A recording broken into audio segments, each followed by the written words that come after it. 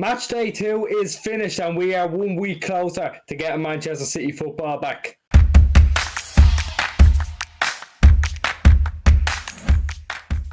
Okay, so the World Cup game day 2 has finally come to an end. A bit of a grueling one, a few 0-0 draws in there. Let's talk about the City players who featured in it. First up, no messing around, straight in, first day back, Nathan Ake in a 1-1 draw with Ecuador. A really entertaining 1-1 in my opinion. I thought Ake was decent. You know, he's playing the same role, still stepping into a deeper midfield role, almost playing as a left back. I think Joe as well said in the last video. It was an entertaining game, but there wasn't really much, and you won't hear much, to be honest, from a lot of the City players in it because we were relatively quiet, Joe. Yeah, nothing really much going. I kind of want to just wrap this up because England played on the same day and theirs was 0-0, so I kind of want to just get those two out of the way, a 1-1 and a 0-0. Absolutely no involvement. Nathan Ake played pretty sure the entire game. I don't think he got subbed off, so 1-1, it's not bad. Of course, did absolutely nothing. He's a defender, so he's not really going to contribute towards goals. And then in the England game, it was 0-0, so no contributions there. John Stones with another clean sheet. Grealish only got 20 minutes. Foden didn't come on. We've already said our piece on Foden, so if you want more on that, there was a video that went up the other day on that, but I can't really say much for these two games. Neither team have qualified, but I think we both expect these two to qualify in the next game day. Yeah, 100%. England weren't great, sat back a bit. Grealish, when he came on, though, he did more than Mason Mount did on that pitch for 90 minutes. I thought he was pretty good, to be honest with you. He looked good against Iran, and he's now looked good against the US. Is he going to start in what's tomorrow for us? No, probably not. Next up, Julian Alvarez for Argentina. He is responsible for one thing and one thing only. It's one of the coldest Lionel Messi photos ever as he runs away. As they go, runs away, wheels away in celebration, because by Jesus, I mean, Alvarez didn't do much, but Lionel Messi is the GOAT. What a goal. What a goal. Goal and an assist, 2-0, single-handedly putting his country on his back yet again. There was absolutely nothing going for Argentina until Messi pops up with a goal like that. And I mean, he put it past World Cup Ochoa, which is no mean feat considering the man is cryo-freeze until every World Cup. But I think I kind of expect Argentina to qualify now. Whether it's first or second, I don't know. I'm hoping Alvarez will actually get some minutes because that Lautaro Martinez is absolutely awful. And quite frankly, I'm puzzled as to why Alvarez is only getting subs. I don't know why, but here's hoping that he gets more minutes because he's been relatively quiet, but he hasn't had a chance and he's been played almost as like a left winger. Maybe they should, I don't know, try like a 2 up front or something like that. Maybe get Messi in the 10 a bit more central, a bit deeper so he can have players to pass it to. Maybe that'll work. I don't know. I'm not a manager, but I kind of expect Argentina to go on and qualify now. You say you're not a manager, but I think you're a great tactician, Joe. Yeah, right. Alvarez, he looked okay. Again, he's only getting 15, 20 minutes, and I have to agree with your statement. I think Martinez, we've been linked to him. We were linked to him for a while. He is bad. We said it in the last video. I think I said he reminds me of Timo Werner. He can just never stay onside. The only chances he's scoring are the ones that he's offside. It's crazy. I wouldn't have him in. I'd have Julian Alvarez in 100% because again, he's a bit of a live wire. We said it for ages. He's a live wire. He'll press a bit more and get into better goal scoring opportunities, in my opinion. Anyway, you can cook me if it's wrong. Next up, Spain and Germany. An interesting one from a City standpoint. Again, Laporte starting. He looks good. Rodri is the centre-back partner, though. Again, the best holding midfielder in the world playing as a centre-back. What is going on? I love Enrique. I think he's a great manager. But by Jesus, some of the calls he makes when it comes to keeping Barca boys in are crazy. But Ilkay Gundogan also featured in that game, and he was playing a bit of a stranger role, actually. He was pushed up into the 10 role to kind of accommodate the rest of the team. I like Gundogan, but again, I think Joe said he's one of those conservative players you'd bring on. He's very good at holding the lead. He gets into the box, he gets into those positions. He plays almost as the shadow striker sometimes, but he's just not a 10. I can't see him as an out-and-out 10, Joe. I think you're echoing the statements, are you? I am, but realistically, I thought Goretzka was outstanding, especially in terms of recovery on the counter-attack. He's absolutely rapid, so he kind of has to play there because they're not going for a 4-3-3. They are going for a 4-2-3-1 because they have no out-and-out number 9, so they just try to flood the box with attackers and hope that one of them gets on the end of it. So he's kind of played in that number 10. And obviously, when he came off, they were 1-0 down. So I think that was probably the right decision, because even though I don't like the fella, Sane came on and he changed the game. Like, it's simple fact. Like, Gundogan wasn't really doing much. He's not the best player in terms of upping the pace and trying to get a goal back. When you're chasing a game, you need like a change of pace and to be a bit more direct. Gundogan is not your type of player. He's just not that. He can still pop up with a goal, but again, it's a bit slower. He's a slower, more methodical player. And in a game where, if they lose, they're out pretty much, they needed to bring on a fresh injection of pace and just go for the game. So, unfortunate casualty, 1-1 draw. I expect both of these teams to qualify, because I expect both of them to win on their final game day. I'll be surprised if Germany don't. Of course, Spain are almost through. I said you shouldn't be sleeping on Spain, man. They struggled a little bit up front this time. I mean, that's what you get for not playing the number 9, but Morata coming on, getting the goal. They look solid, man. They look solid. I think the keeper's a bit shaky, but, I mean, it is what it is. We already know that. But I still expect both of these teams to be in the knockout stage. Whether they get far or not, I don't know. I mean, hopefully not. I'd quite like our players back, because, I mean, as the time of recording, we've just got our fixture list up until February, and it is absolutely rampacked full of cup matches and big games. 2 Chelsea games, 2 Spurs games, United in there, Arsenal in there. It's absolutely shocking. So I'd quite like some players back. Yeah, no, I have to echo it as well.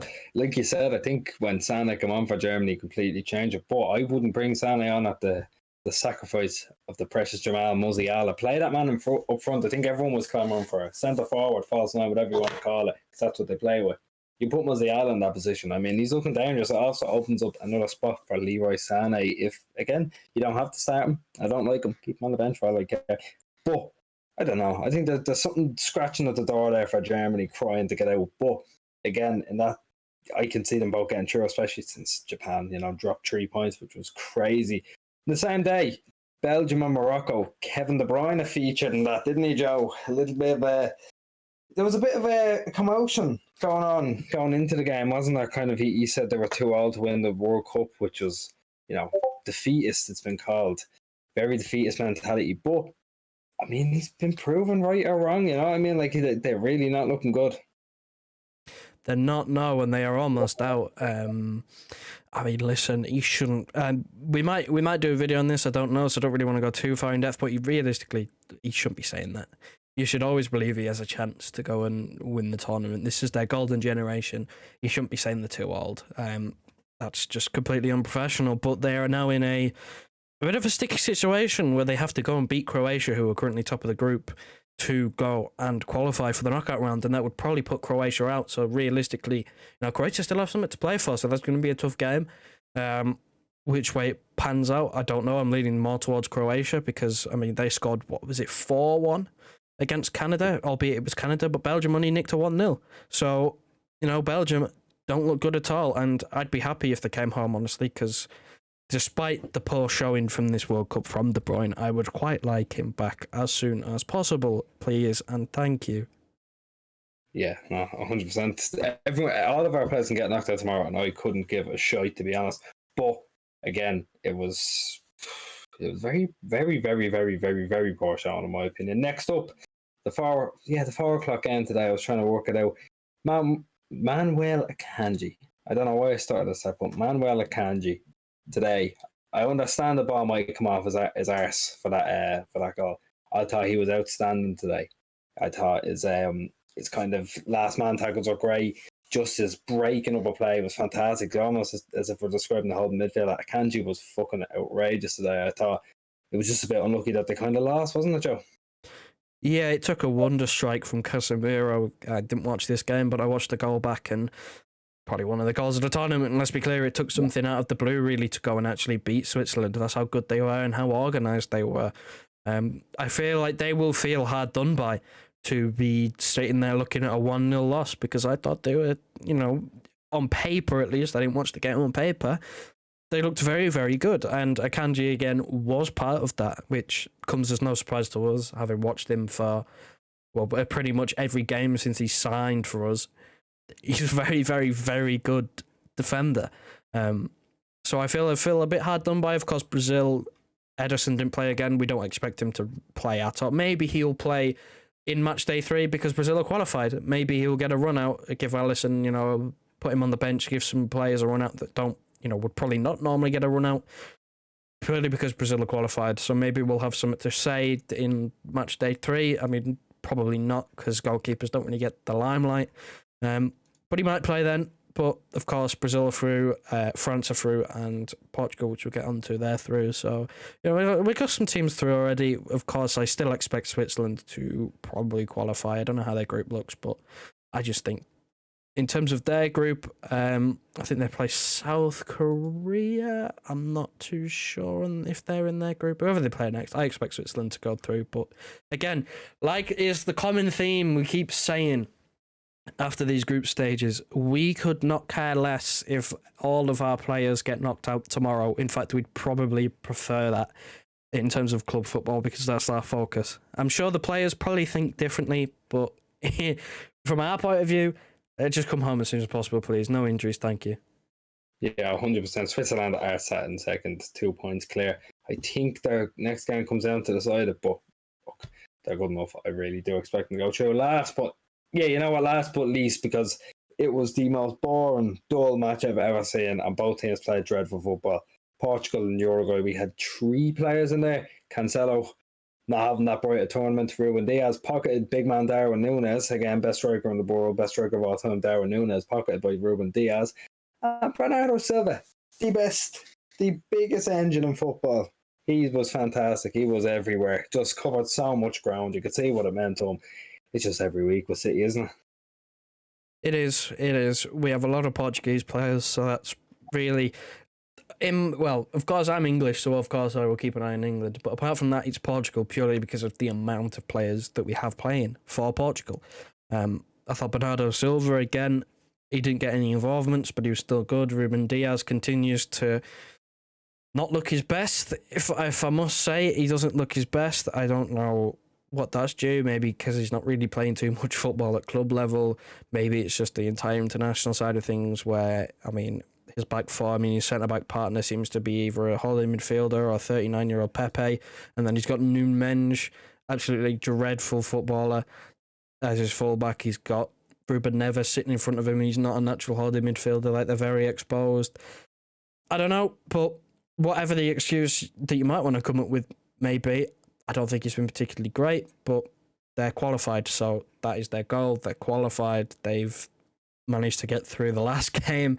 The first game against, oh Jesus, that one was it Cameroon? Ghana, I remember it was Ghana.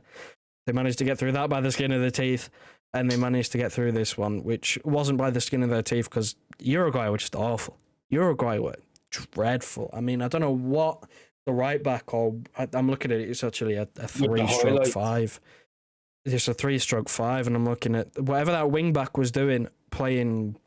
I know it wasn't his goal, but playing Ronaldo on side, I don't know what he's doing for that first goal. And to be honest, nothing really to say. This game was boring. Of course, it's the one that I actually watched from today. It was boring, 0-0 in the first half.